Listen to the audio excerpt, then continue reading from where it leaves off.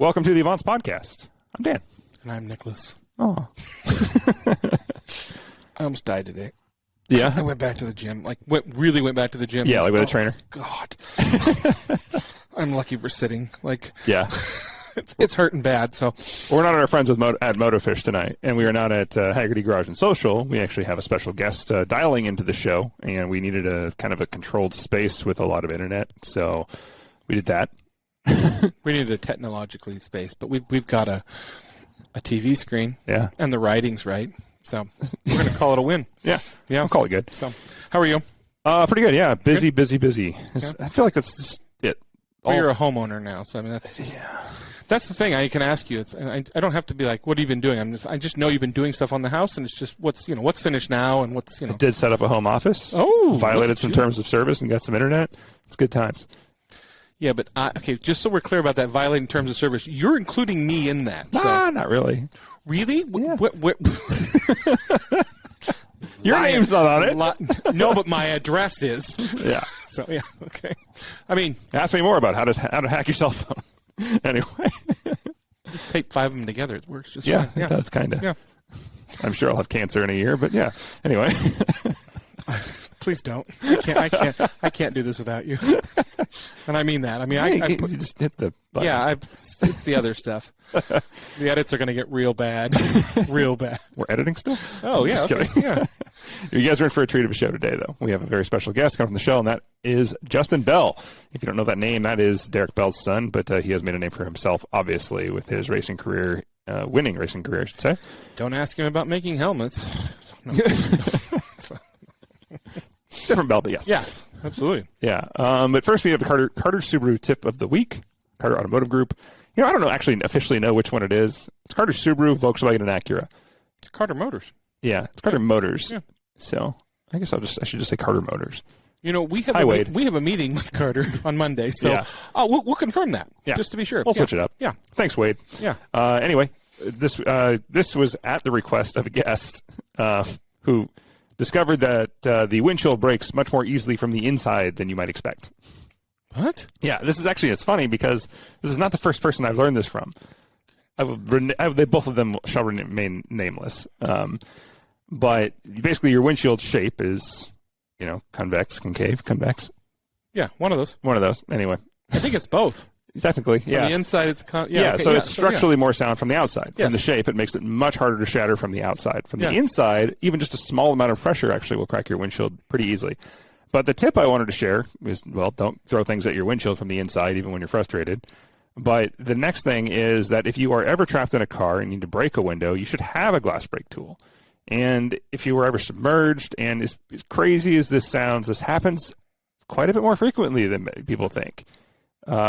Either people have seen the boat ramp issue. I was going to say it's boat ramps. Let's be honest. Yeah, or it's people falling asleep and driving off the road and into rivers, which we have a lot of water around here. And as crazy of a concern as that is, it is just if you ever need to break into someone else's window in an emergency, like you come across the scene of an accident, that's where you really want one of these. A hot child in a car, a hot animal in a car. Yes, a hot animal in a car, things like that, which you do have a legal right to do. If a child or an animal is in distress, you can break a window. You need to be very sure of that. You should call the police first and tell them what you're doing. If you're looking at a Tesla, look at the dash. The dash will usually tell you, the car is on, the child is fine, he's in the trunk. Dog's in the front, baby's in the back. Yeah. But one of those good tools you should have is a glass break tool, and you can get them in all sorts of different flavors. You can have battery jump packs. Sometimes have a little barb on the end for that. You can get them on a pocket knife, which I always carry. In fact, we have actually some knives we got for when we were under Rain City that it kind of matched our color theme a little bit. And they have a glass break tool and a seatbelt cutter, and the blade flips out, and it's got a serrated edge, which is nice to have a little serration to cut through rope. But like I said, if you stumble across the scene of an accident and you can't get into a car, one of those, you would not believe, you don't want to mess around with one of those. Like a little tap, I guess hopefully you can see me. You can just tap. It's it's what it's supposed to do, yeah. Yeah, it will immediately shatter a window. It takes almost no pressure whatsoever. So no matter how weak you think you are, it's just like a tap, and it'll shatter a side window. Am I wrong in that there's the one that's Life Hammer? Yeah, Life Hammer. Yeah, that's a popular one. That has the glass break. It has the seatbelt cut. I mean, it's bright yellow.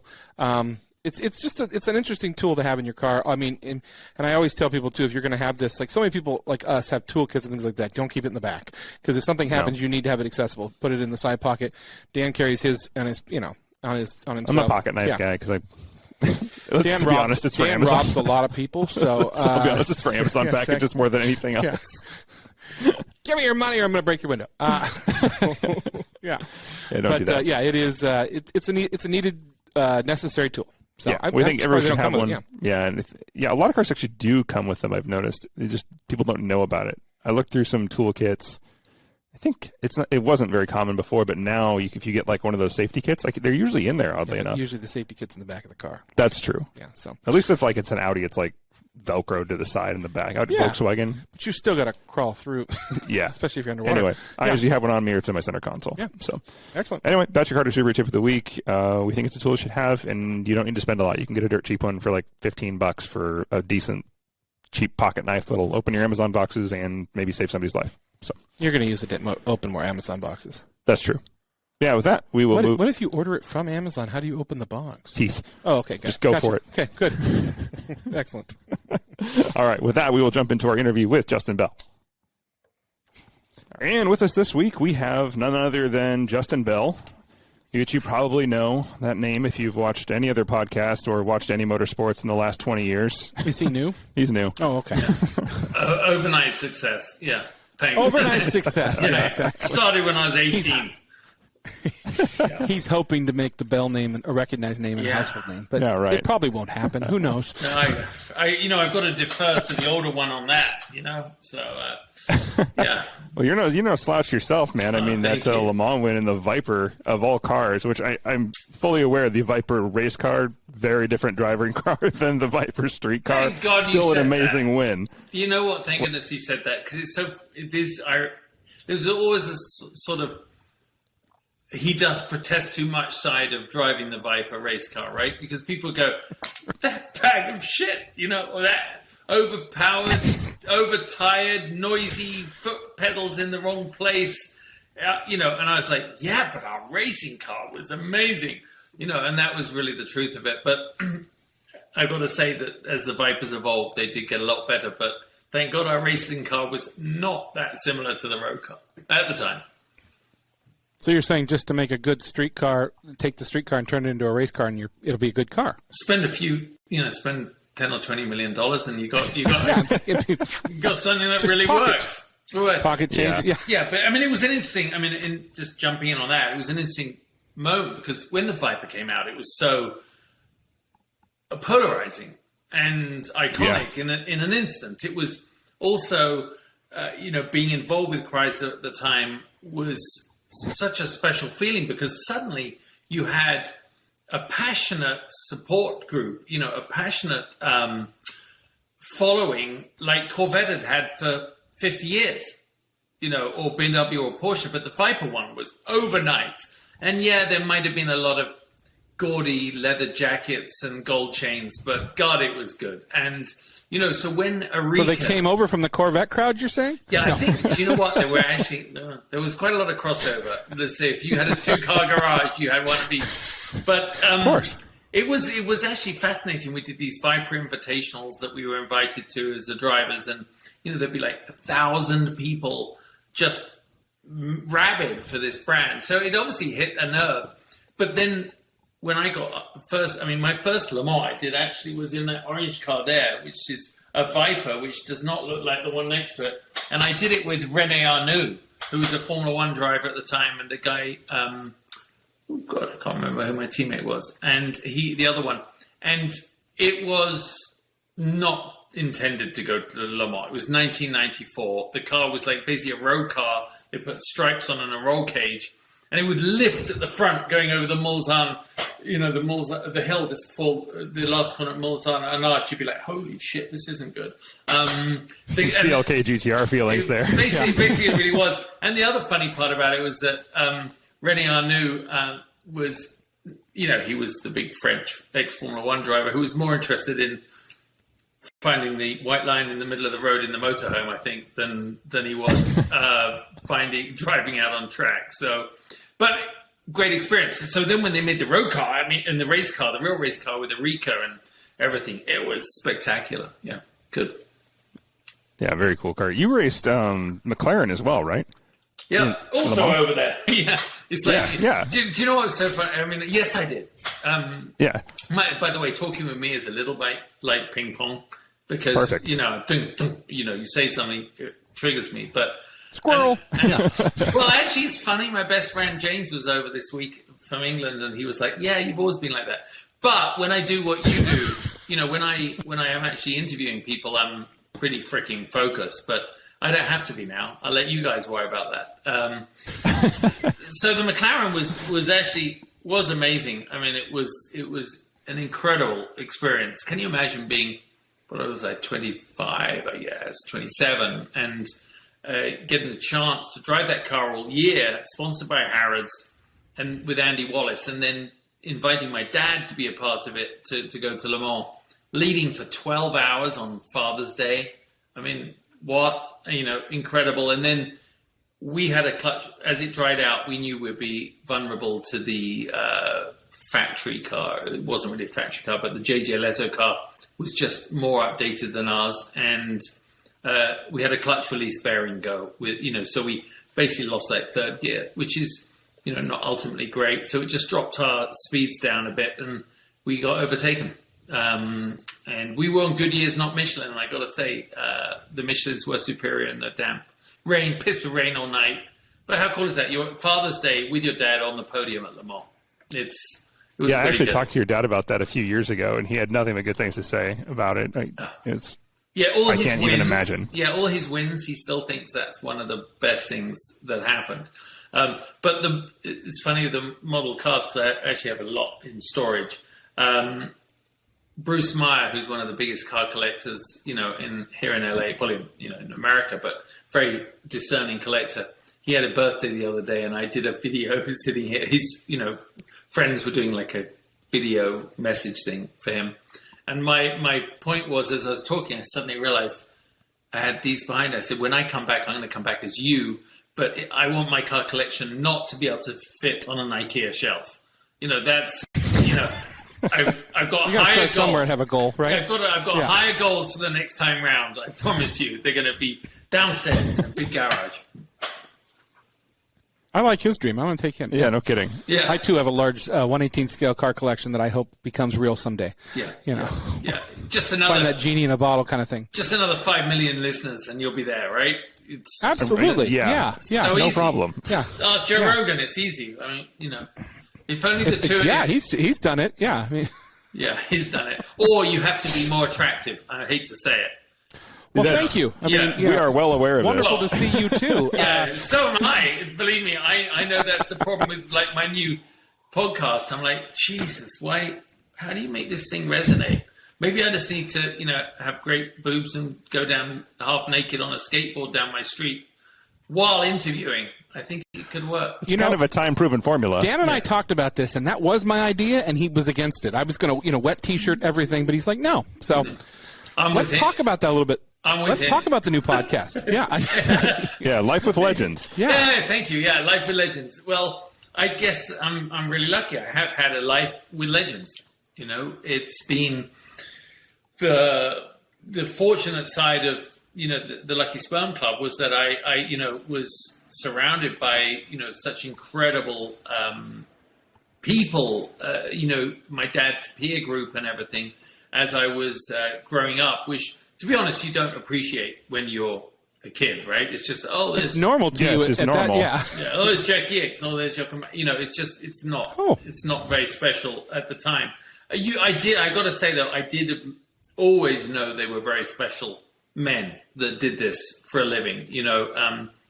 And I would say men and women, but at the time they really weren't. Right. Very many. Yeah. Understood. They were incredible. They were always seemed very manly, right? They were always. The death rate was obnoxiously horrible at that point during the 60s and 70s.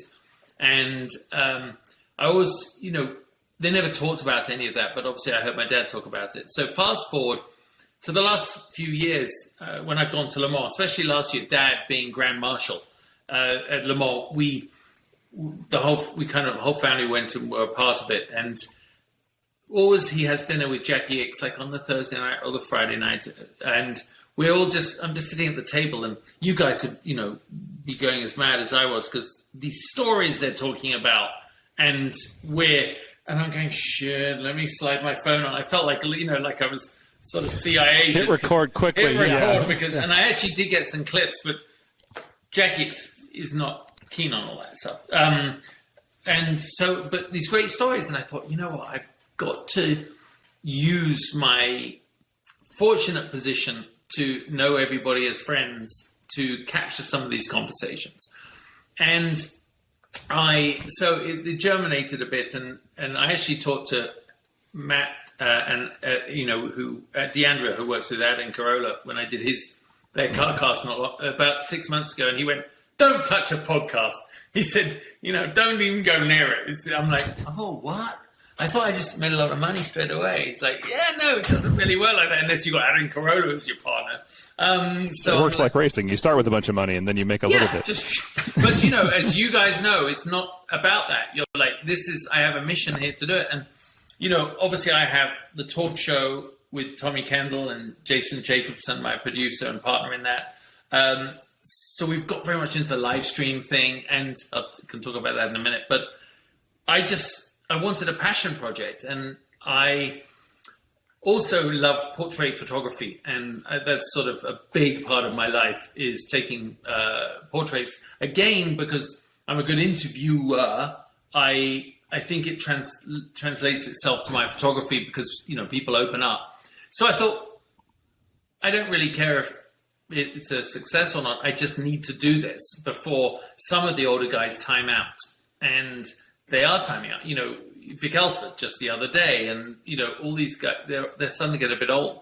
So I kicked it off, and I'm doing it on Patreon, which may or may not be a good idea. I decided to, because I felt maybe I can control my audience a bit more. And yes, it's behind a paywall, but again, as you guys know, you need a lot of people to get advertisers to, it's a tough road. So I thought, hey, maybe if I have 500 people on there spending a few dollars, maybe I can have a more intense audience and be more, personal with them.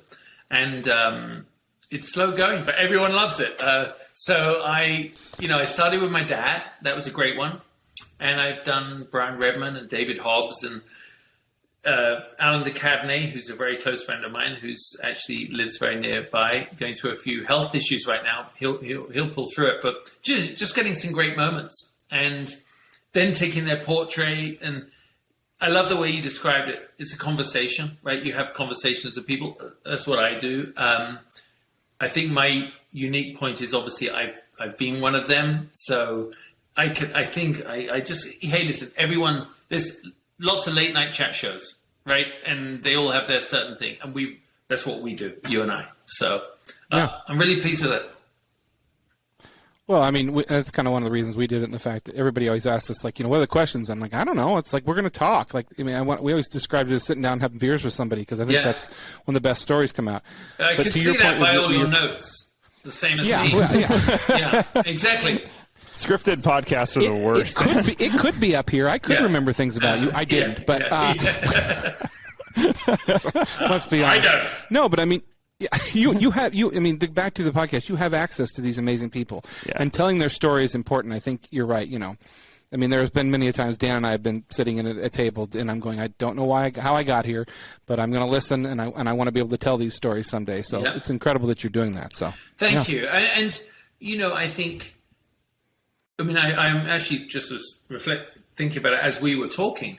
Or I was talking because I never stopped. But, as the talking, I'm thinking to myself, every interview or every podcast brings out a different perspective.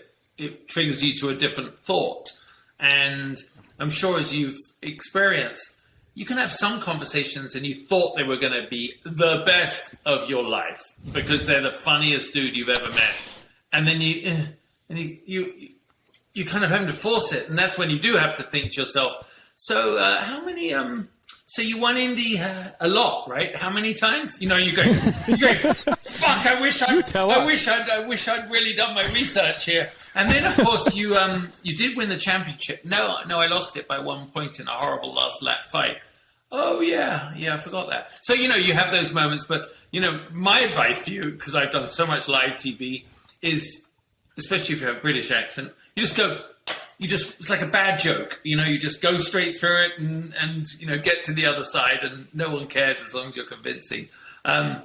So we need British accents as well. I know. Yeah, okay. you do. That's not going to work. Yeah. We'll open a podcast in England. Yeah. I mean, I don't know. That's the other way. You're cool in England, I'll tell you that. Oh. Yeah, you see? Cool. I thought it was just Japan. Okay. Yeah, exactly. You're huge in Japan. We're cool in England. There's a difference. Exactly. Some people, though, you just put a mic in front of them and they clam up. And then as soon as it's off, they just start talking like crazy. And you're like, where was all this when I had the record button glowing red? It drives me nuts. Totally. I mean, that's actually quite funny because on the last, because I'm sitting them where I can. That's one of the things. That's why this is slow going. You know what it's like. If you can, you do. And especially... Well, we wanted to do it with you, but you wouldn't give us your home address. So, I mean, there's that. So, that's true. There's a lot of weird stalkers around here where I live. And again, I'm looking for the hot one. So you two are really out of luck there. But totally fair. That's fair. Totally fair. Lesson learned. But, when so I was with Magnus Walker 2 weeks ago, and, we're dear friends. But he had some surgery for a hernia. So, I just had it still recording, and he's talking about his sore balls and we're doing this, and I'm like, that's going in. That's going in there. Yeah, exactly. You are going to edit insider information. Exactly. Yeah. You are going to you're going to edit that out, right? No, don't believe in that. No, I'm not. Yeah. I don't know. It's so funny, but I was very fortunate. Coming next week, I'm doing Hurley Haywood. Who's a great friend and a legend, and I'm starting obviously with the friendlies, the really friendlies, because hey, this is my new idea, let's do it, and that was a great interview.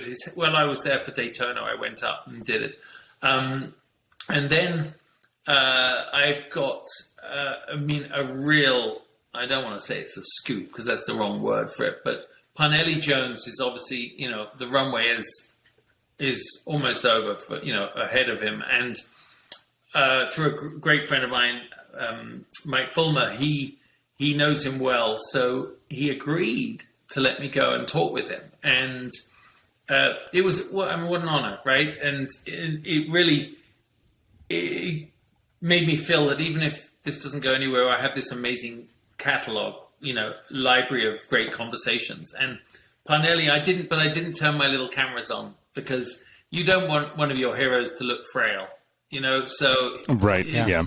So I just did it on audio. I did take his portrait, which was like holding his replica of the Indy Trophy, which was pretty cool. But just to listen to those stories, and you just know that they're, you wish you try and prod a little bit more to. It would be great if everyone could cry, right? That would be and laugh and cry. But, that man has so much history in him, and he said he enjoyed it. And I imagine for you, it's the same. If someone says they enjoyed the experience and the conversation, and a guy like him's had a million of them, so it made me feel pretty good. That's 2 weeks. Yeah, I interviewed Hurley for a Haggerty Garage and Social event, actually, and he's just fantastic. One of the nicest people I've ever talked to. I was so amazed how humble and nice he was. So charming, right? So charming. It is. So definitely with the podcast, it's. When I go to England, I'm doing Jackie Stewart, and they'll do Damon Hill, and I'm going to get to those people, and I did Patrick Long as well. So. He's a young legend, but in my mind, someone that's achieved a lot. So, not in my mind, in everyone's mind. So, a good mix. I know you're kind of all things media. You've been in all sides of media, but where did your photography passion come from? Because I know that's a huge passion of yours. I've seen a ton of your photos. And he told us. I had that on my notes. But exactly. So where did that come from? I was a dismal art student as a child. So an interesting sort of tale is that, so there I have my dad, hands like plates of meat and a farmer's son and, driving Porsche 917s and all that stuff. Meanwhile, he has this son who I did race motocross and I was pretty good at it. And so I loved all that. But the son also like sitting in his little studio above the garage painting.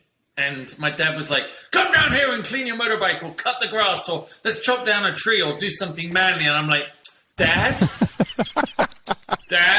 I am painting my wall with like all these weird colors of an alien. Because I saw Salvador Dali shit. And he goes, and he got a little more understanding when I went, Dad, get out of here.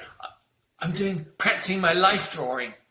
And he would be like, oh, okay, go back to it, son. The tree cutting. All the pictures of Monty Python scene. Yeah. I want to sing. I want to sing, Father. Exactly. He's like, I don't know who the girl is. I feel sorry for her, but good luck with the drawing. So I do a lot of that. She signed the waiver, Dad. We're good. He was just happy it was girls, I think. So, anyway. So we had a really, that was sort of my teenage stuff. So I was into airbrushing, and it was all that very much that sort of 80s, late 70s, 80s airbrush effect stuff. And I was pretty crap, but I really enjoyed it. So then I started art. Viking on the side of a van. Oh, yeah. Absolutely. Oh, yeah. There's, so true. No, just, like, you have to have the sacrifice of a virgin on the side of a van to a werewolf. That's very much. Yeah, that's what you start with. Or when I was doing it, like a martini glass with a red cherry and a pair of red lips. Oh yeah. That was my style, really. My mum was like, I don't know how you to draw boobs so well. I'm like, well, ask Dad, because Dad knows my program. Comes naturally, I'll tell you that. It does. Comes real natural. They're all different. Yeah, they are all different. That's not a conversation a lot of people have with their moms. I don't know, you can draw boobs so well. Well. Yeah, look who she was married to. Yeah. So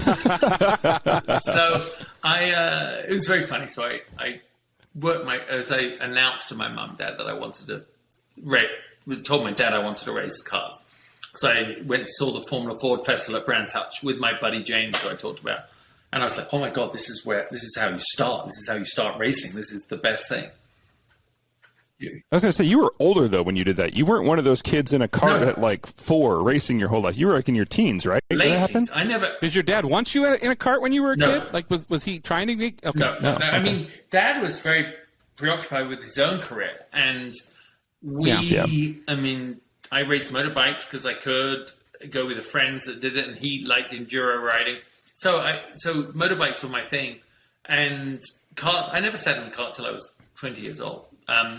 But when I lined up on the grid next to Mika Hakkinen and Alan McNeish in my first race, who had probably done 2,000 races each and won a couple of world championships. Yeah. I'm like, oh, this is fucking quick. They're like, what the hell? What are you talking about? Just, and they just disappeared. I finished third a lot. So anyway, Mum made me, as part of the deal for me to do to go racing, was you have to go to college. So I got accepted on some dodgy artwork into we live near Goodwood, into art college, and it was more like a related arts degree course. It was, it was more like fame. I did the art thing, but there were dancers and actors and musicians and stuff, and I thought this was pretty lightweight. And there were also 90 people on the course and 82 girls, so I figured I could practice my life drawing all I wanted. So back to we're in the wrong business. I know. But it happened. I'm an artist now. It happened. God, this is a long frickin' way of telling you about my photography. Anyway, I'm so off in the woods. I've gone sideways. But the great thing about the college was that, the bad thing was they only had one real day of lectures, which was Wednesday, and Wednesday was also open testing at Brands Hatch. Go to testing or go to... Yeah. So at the end of that year, my college tutor called me and she said, you are a disgrace. You've got to focus. And I was like, hand on heart, I'm going to do this. I promise you I'm going to do it next semester. but I got a sponsor that winter, and our local news channel came and did a piece on me the day before I went back to school, going hand on heart, I'm going to be a racing driver. And so I walk in, and she's like, "You are a disgrace. I'm throwing you out. Let's go and see the dean." Went and saw the dean, who closed the office door on her. Walked in. He was an older guy, and he had a cigarette on, like he did back then. Don't worry about the kids' lungs or anything. And so I'm You'll be fine. You'll be fine. And so I'm in there with him, and he goes, "So I hear you want to be a racing driver?" I said, "Yeah." And he goes, "Well, who the fuck wants to be a related artist anyway?" And I'm like, "Dude, I know."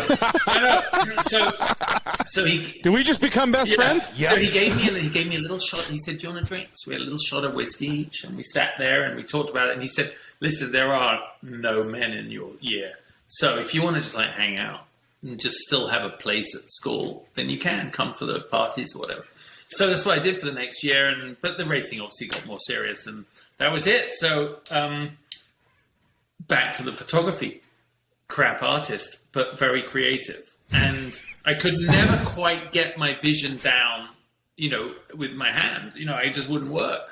And the girls didn't appreciate looking like swamp monsters either. It's funny. Life drawing sounds good, but when you make their beautiful backside look like they're 65 years old. I don't look like that.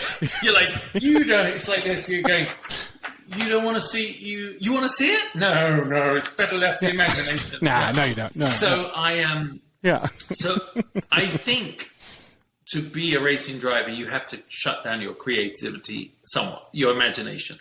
I did anyway. I was a very empathetic kind of kid, and I needed to lock it away, and I did that for 20 years. I locked it away, because my problem is if I let it out of the box, I could imagine the wheel coming up, going through the crowd, me following it and killing everyone. You don't do that. You can't have that imagination as a driver. And it definitely probably made me not as successful as I could have been, because I had the speed. But this is like a counseling session. Hello, therapist. So I've got, well, let me share. Wait till you get the bill. Yeah, exactly. Yeah. So anyway, then when I started doing the television stuff, it was like it allowed me to create shows. I was very good at it, I think. And, it allowed that creative side out. Then what I did was, about 8 years ago, I'm like, God, I really want to paint again. And so I went down to Michael's, bought the biggest canvas I could, all new paintbrushes and paint, and went in my garage and like, bah!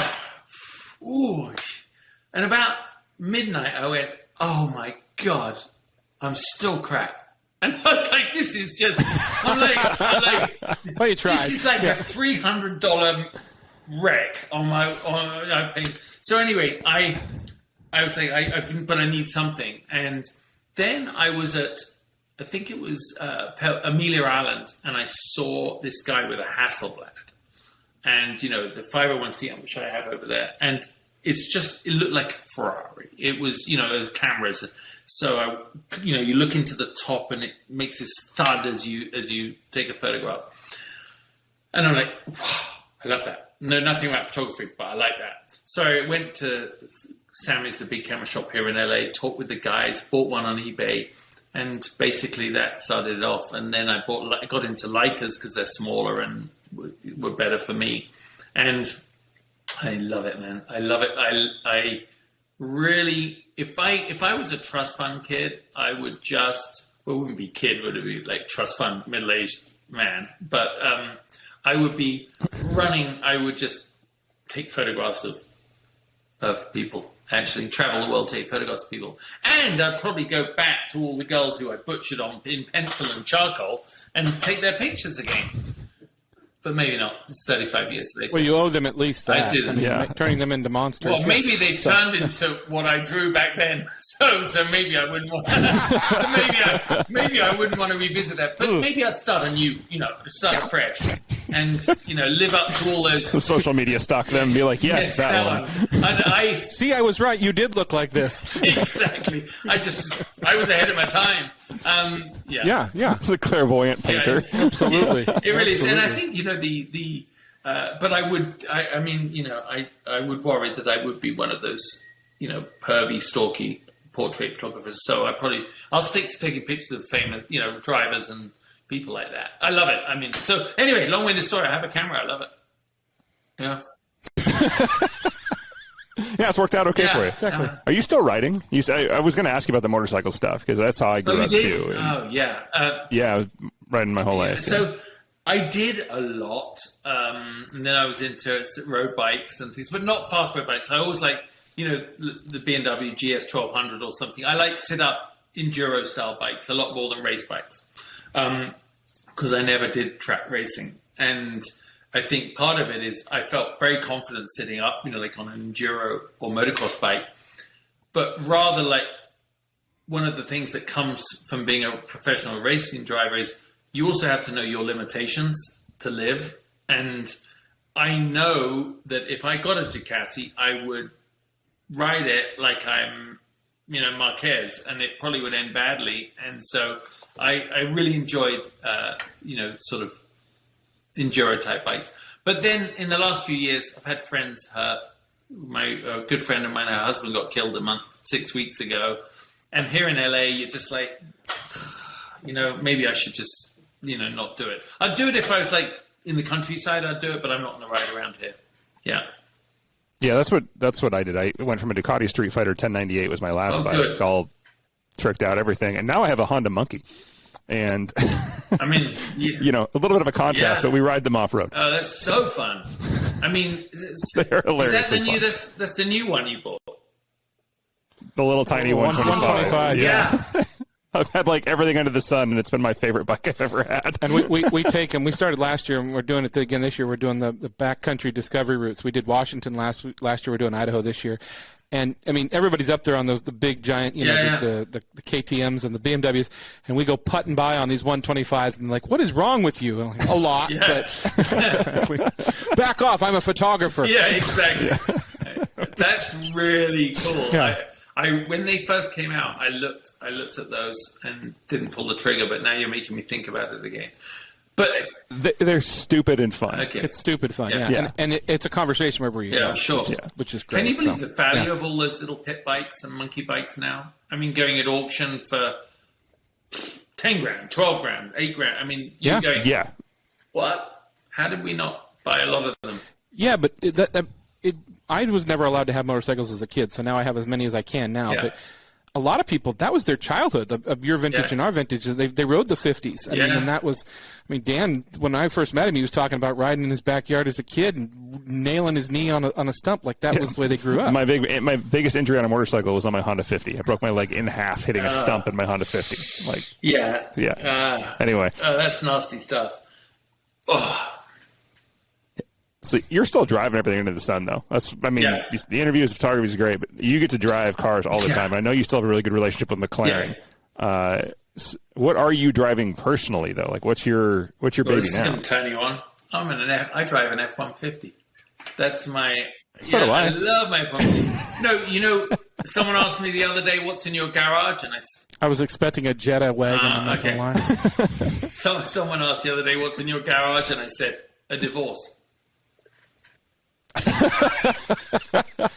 So it's inaccurate. So let's just say I get to drive cars that are way nicer than I can afford, which kind of makes you get BMW let me the new M8 competition, and what am I going to do? Go down to the dealership and say, "Do you have any of those like M2s, whatever left?"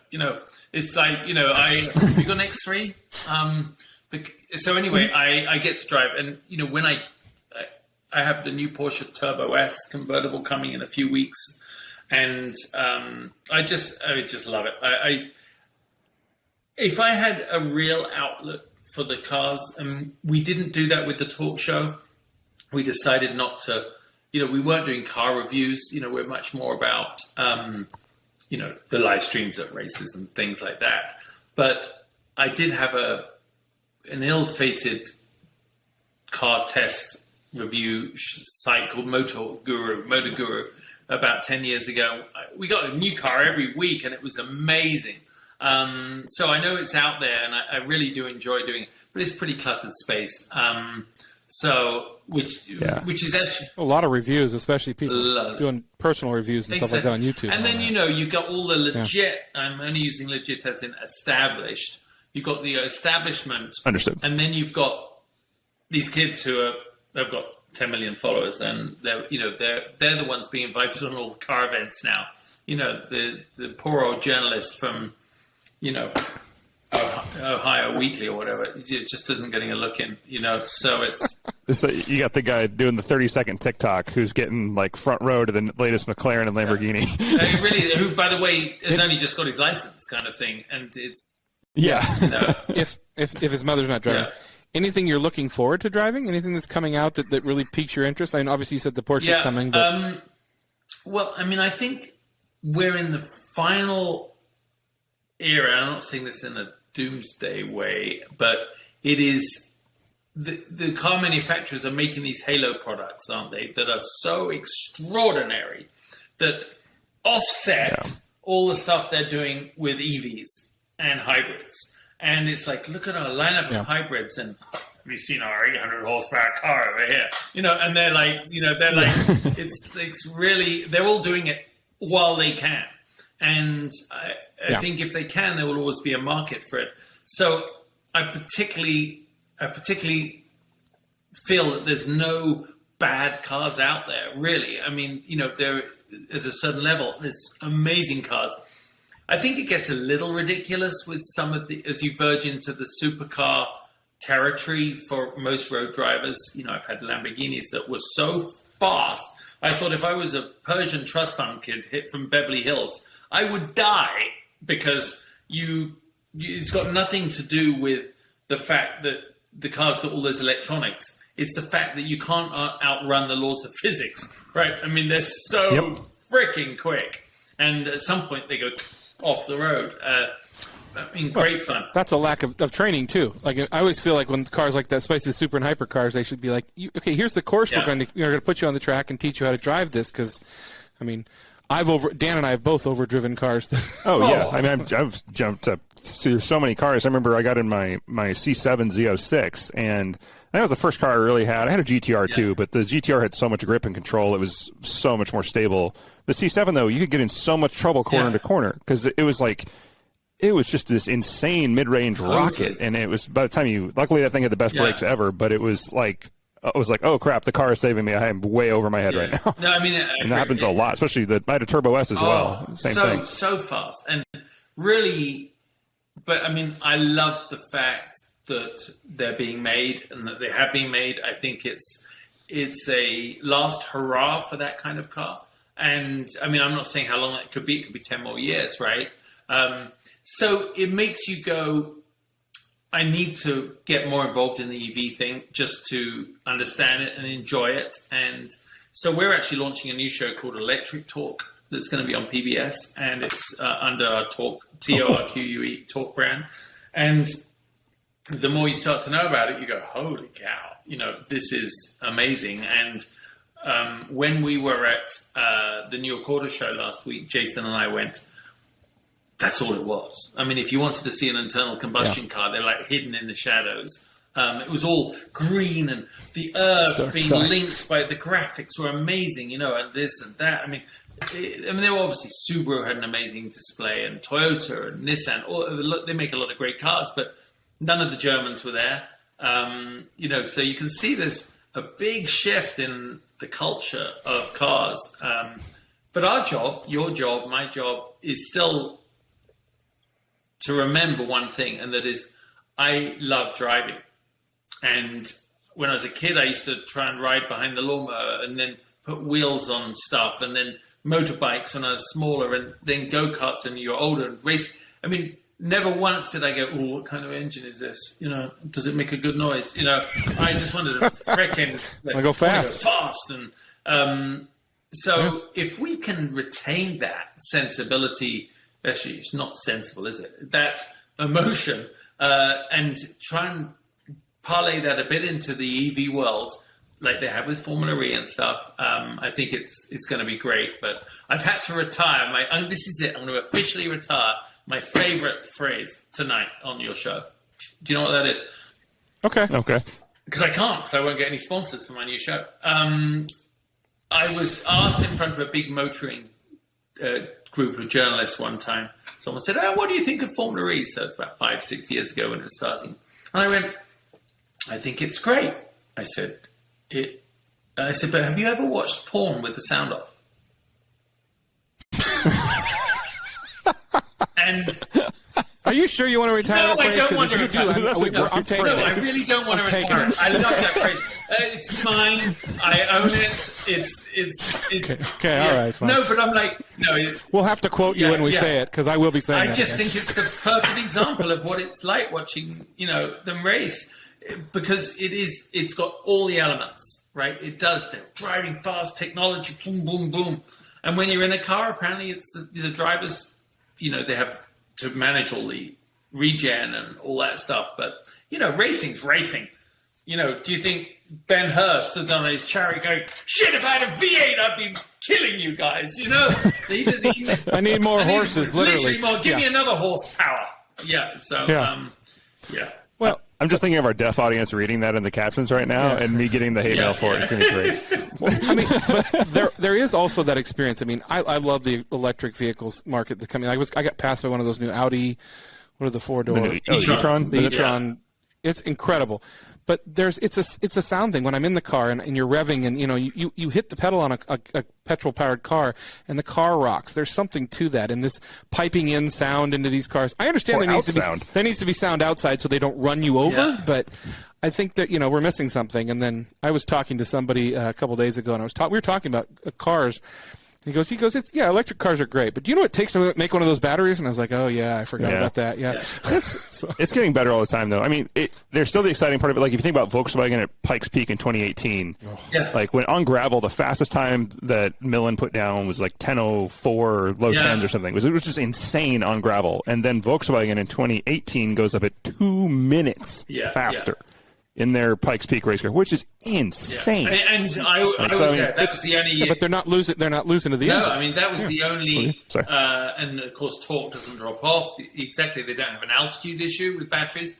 And recent I have friends. We actually did an episode of Shut Up and Drive with Lexus that weekend. And he gave me some training for the course. And he was doing his race. I was doing my race. I drove a Lexus... RCF concept car up the hill. My only time doing it, and he actually did that run, and he had it was early days, overheating of batteries and engines and things, and he only had like 60% power when he got to the top, even with that time, I think. So I mean, and he's just a phenom. Driving up that place, not much stopping him. Yeah, the Millens, talk about another legacy. So they really do it. But I think.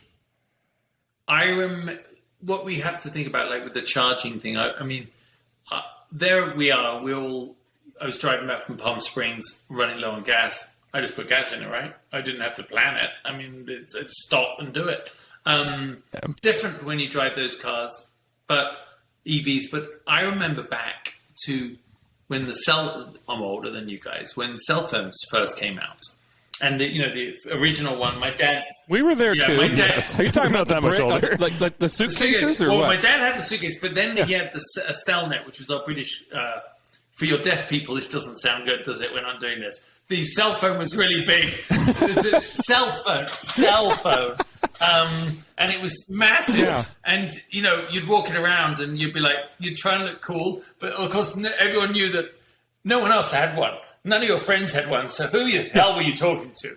But no, it doesn't matter. Who are you talking to? But BBC did something way back, and I remember they had like some of the older people on discussing the fact of, like, not quite these things won't catch on, but just imagine what stress this is going to cause in our lives, and who on earth, what normal human being would have to tether themselves to an object of communication that needed charging every night.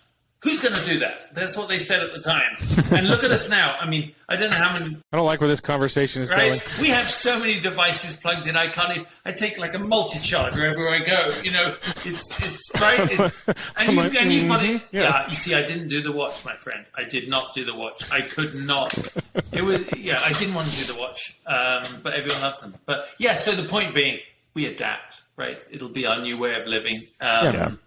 Let's just sort out where the power's coming from without getting political. Well, even then, I mean, speaking of cell phones, though, do you remember how long it used to take to charge a cell phone? And if it charged in like 4 or 5 hours, you were like, oh, that's really quick. Yeah. And now it's like, my phone's not charged in 45 minutes. I'm like, what's wrong with my charger? Unbelievable. No, but like he was talking about coming back from Palm Springs, you got to plan it. I mean, putting gas in your truck is simple. I mean, it's painful right now, but with charging, even with fast charging, you got to take 15, 20, 30, you know. Well, how many milkshakes can you drink by then?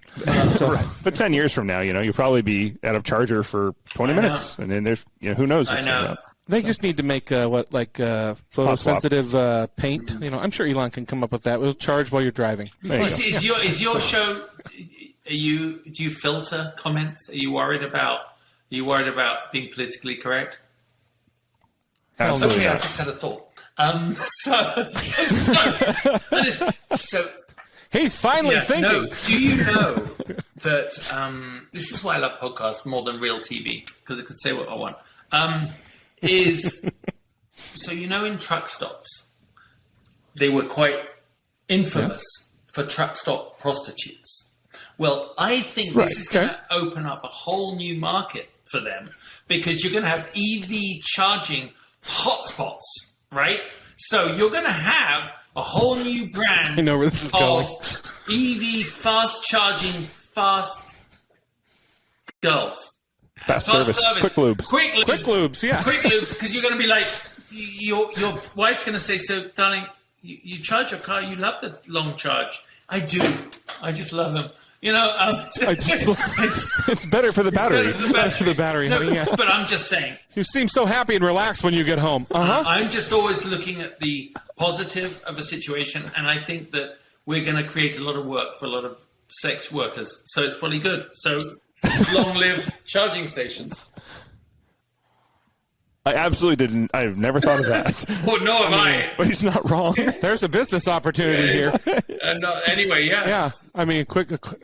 There's a phrase. We can come up with a quick charge and something. Exactly. Yeah, exactly. Well, anyway, I hope I've inspired maybe some younger entrepreneur who watches your show. Absolutely. To entrepreneurial. Yeah, exactly. Yeah. When the OnlyFans money dries up, they can go to the Snoqualmie truck stop. I'm sorry about your show, because I probably just tanked your podcast, but that's all right. Oh no. If we haven't done it in 240 some episodes, you can't do it. Don't worry. 240 episodes. Good for you. Yeah. That's it. It started as an accident with no budget and just like, drinks over a fire with friends. Like, you should record some of this stuff. Okay. Yeah. No, it's really good. And it actually started in a really small conference room here at Microsoft, and it was something. It took off. It still has no budget because there's just no money. But we love it. But we enjoy it. Like you said, it's having the opportunity to talk to people, especially people like you that that have a story and have a past. I mean, that's everybody, but it's amazing some of the times I kind of pinch myself. So I mean, and your personality does not disappoint. I'll tell you that. So thank you. Yeah. I'm not sure how much of the company I'm going to have to sell you after I come up with the truck stop thing. Exactly. But I was going to say, I have the same mixing board down there. The Roadcaster. What a great thing. And that's technology, game changer. And technology is on our side, isn't it? I mean, it's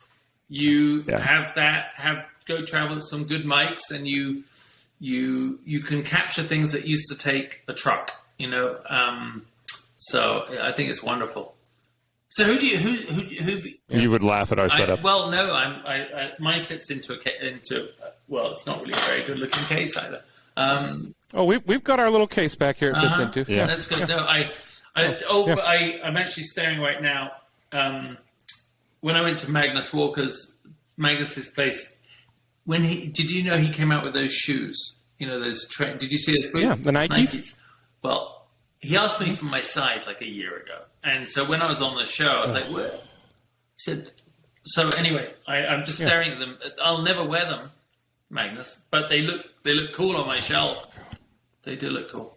That's cool. He's on both of our bucket lists, and I mean we're going to end up getting him on the show. But like, I've followed his career, and so has Dan. I mean, I have all the Hot Wheels, all the ones he's made. I mean, the shoes. I tried to get on a list, but that was never going to happen. There's so many people that wanted those shoes. So, so congratulations, Sarah. Them. And the new book, he's got an update to the book, Urban Outlaw, and it talks all about his relationship with Hannah and things. So it's great. Again, awesome. I haven't read it, but I've heard it's great. It's over there. I mean, it's holding down something for you, so that's the important I read thing, the first. I read the first one a lot. Well, guys, this has been fun. That's actually, What is it? Before we go, real quick, is there anybody on your bucket list to interview? Like, who's like anybody just out there? You're like, I would just die to have a conversation with. Now that you've talked to us, it's going to be tough, really, after you. Fall downhill from here. Who's interviewing who, by the way? I don't know what's going on.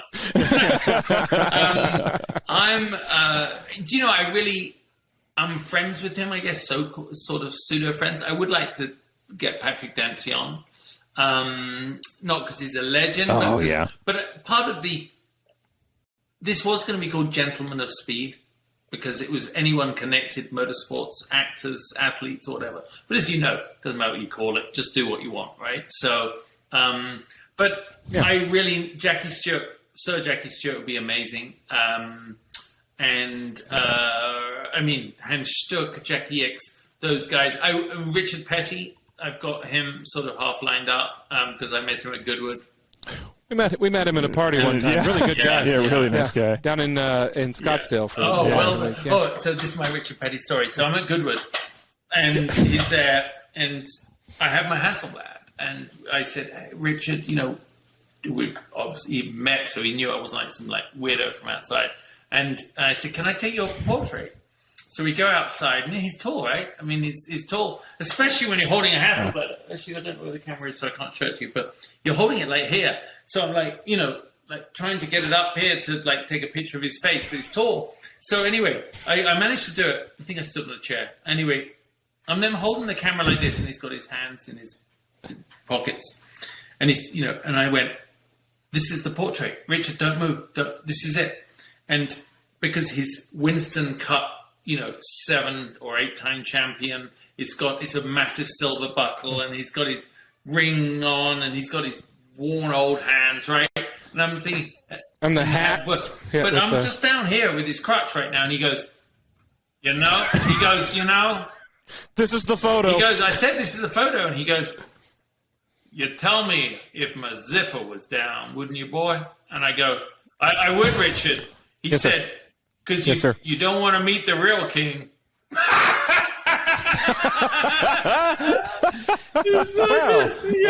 I was like, well, he didn't talk to us that much.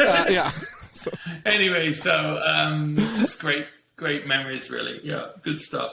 And by the way, the photography, shameless plug. I haven't launched it yet, but it will be on lifewithlegends.com, and it's just it's going to be where I sell my prints where I can, all of them limited to 24 editions of each, a run of 24, where I can, obviously all signed and kind of expensive, but very rare and pretty cool, printed by an amazing printer here in LA, and I think they're beautiful. So that's something I'm doing to balance it all out. Yeah, plug away. That sounds awesome. I'll love sharing that stuff. So great. Well, we really appreciate you coming on and taking the time. I know we had some scheduling issues between all of us, but it was great to finally meet you and, face to face through the computer. Me too. I'm sure we'll cross paths in the future. We will do, guys. Good luck with it. And really fun. Thanks for having me on. And let's think about a name for EV. I'm already believe me. Yeah, I don't want to say it on here because I want to. We'll have a planning session another time. Yeah. So. All right, guys. Good luck. He's half serious. No, I can see that. All right. Yeah. I'll sign us off. So, go. Actually, you will sign us off. For this episode of the Avants podcast, I'm Nick. I'm Dan, and don't just get there. Enjoy the drive.